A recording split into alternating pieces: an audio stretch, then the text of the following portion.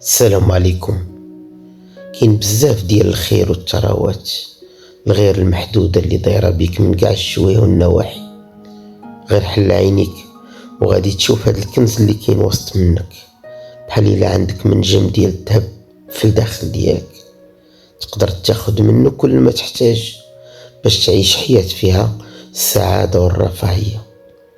بزاف ديال الناس وسط منا ناعسين وما عارفين والو على هاد الكنز، حيت ما عارفينش بلي كاين منجم ذهب حقيقي في الداخل ديالهم. هاد الذكاء اللي ما عنده حدود والحب اللي ما كيوقف قدامه والو، تقدر تجبد منه اي حاجة بغيتيها.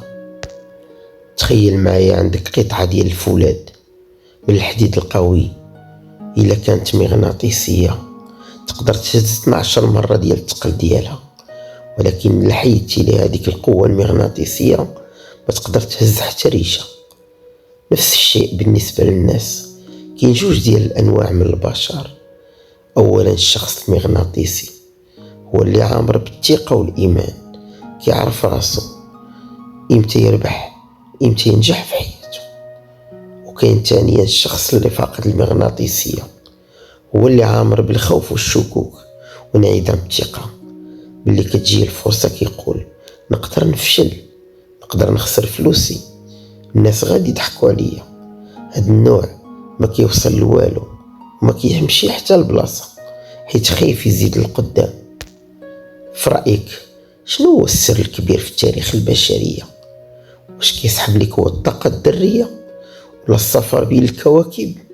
لا، ماشي هادشي كامل. هاد السر بسيط بزاف، هو القوة العجيبة اللي كاينة في العقل الباطن ديالك. هذه هي آخر بلاصة كيفكروا الناس يقلبوا فيها، وهي اللي فيها كاع المفاتيح ديال النجاح. قوة عقلك الباطن مدهشة بشكل كبير، تقدر تزيد بحياتك للقدام وتزيدك القوة والصحة والنشاط إلا تعلمتي كيفاش تواصل مع العقل الباطن ديالك وتطلق القوة اللي فيه. انت ماشي محتاج تكتسب هذه القوة، حيث هي اصلا عندك.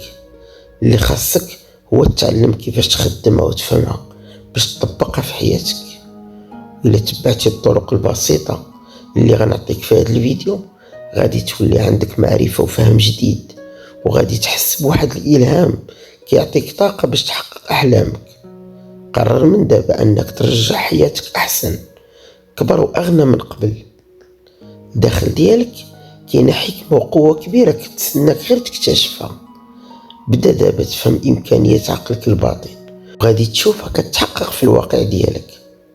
العقل الباطن يقدر يعاونك في كل شيء، يعطيك أفكار جديدة، يخليك تخترع شي حاجة ويبين لك طريق النجاح.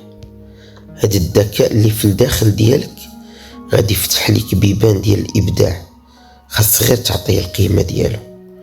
بالحكمة ديال عقلك الباطن تقدر تجذب شريك الحياة المثالي ولا الشريك المناسب في الخدمة، وتقدر تلقى المشتري المناسب لدارك وتوفر كاع الفلوس اللي كتحتاج باش تعيش الحرية المالية وتمشي فين ما بغيتي. من حقك تكتشف هذا العالم الداخلي ديالك اللي كله عامر بالأفكار والمشاعر والقوة والضوء والحب. واخا هذا العالم ما كيتشافش، ولكن القوة ديالو جبارة. داخل عقلك الباطن كاين الحل لكل مشكلة والسبب ورا كل نتيجة. اللي كتعرف كيفاش تخدم هذه القوى الخفية، غادي تولي عندك السيطرة الكاملة باش تزيد للقدام في حياتك وتكون حياة فيها الراحة والأمان.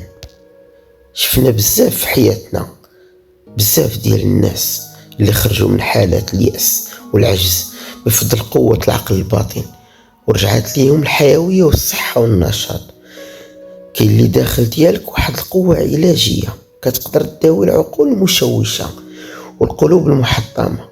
هاد القوة تقدر تحلك البيبان ديال سجن العقل وتحررك من أي نوع ديال العبودية، سواء كانت مادية أو جسدية. ما يمكنش تزيد القدام في حياتك إلا ما كانوش عندك أساسيات صحيحة. خاصك تولي معلم في تسيير عقلك الباطن وتخدمو انت متيقن من النتائج اللي غادي تحقق، حيت عارف القواعد ديالو. عقلك الباطن خدام بقاعدة عمل بحال الكهرباء اللي كيمشي من الجهد العالي للمنخفض. هاد القاعدة ما كتحولش، ولكن تقدر تستعملها باش تخترع وتكتشف بزاف ديال الحوايج.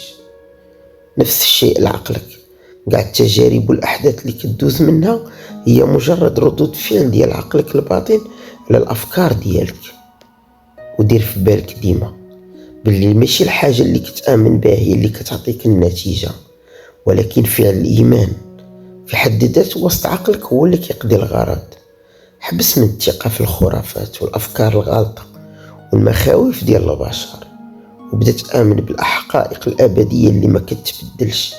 تما فين غادي تزيد للقدام وغادي علشانك.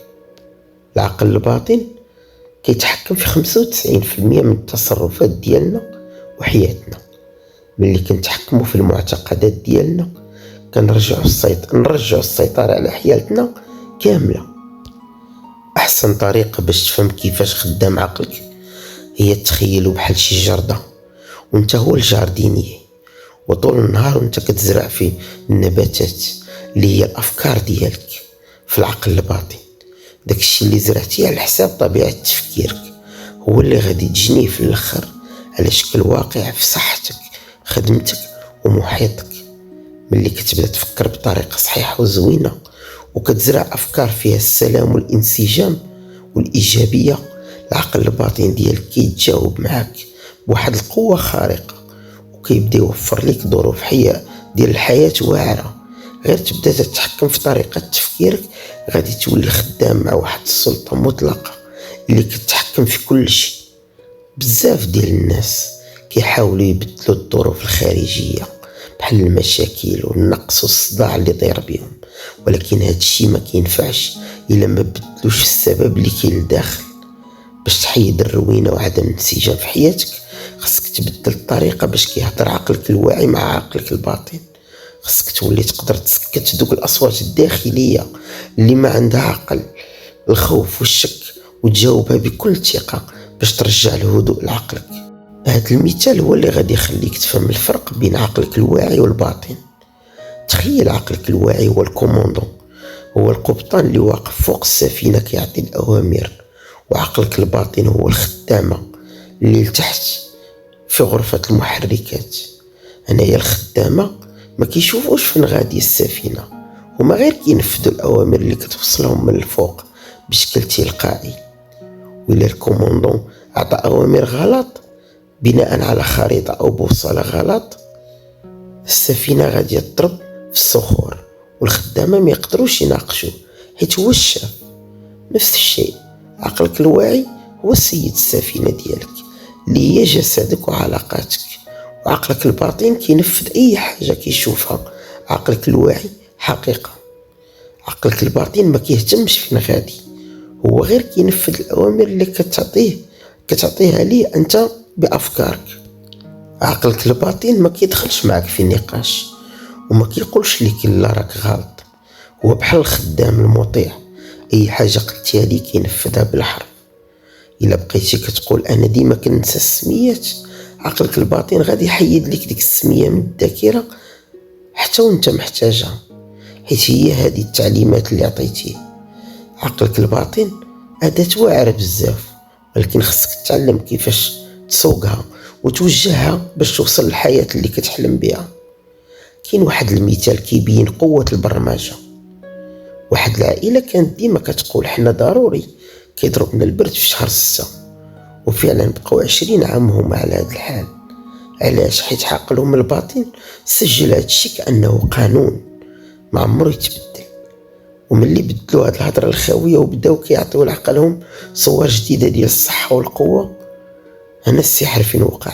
دازت عامين وما بقى فيهم حد مريض. بدل الهضره وغادي يتبدل الواقع.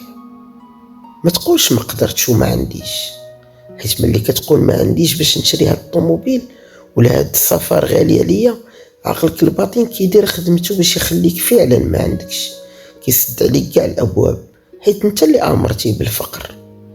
قول انا كنستاهل هاد الحاجه وغادي نلقى الطريق باش نجيبها، وتما عقلك الباطن كيبدا يقلب ليك على الحلول والفرص.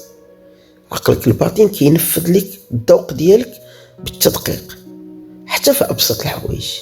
الا قلتي انا ما كنحملش هاد الماكله كتضرني، عقلك الباطن كيقول لك صافي الشاف ما كيحملهاش، وملي كتاكلها كيحبس لك الهضم فعلا.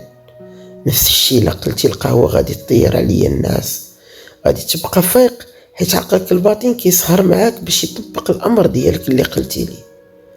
العقل الباطن خدام ليل ونهار باش يجمع لك الثمار ديال الافكار اللي زرعتيها فيه طول النهار.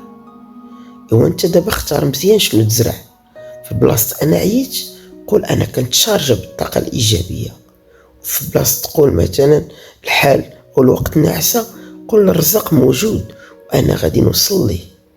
انت هو الكوموندون وعقلك الباطن هو العسكر ديالك، عطيهم اوامر ديال الربح وغادي تشوف العجب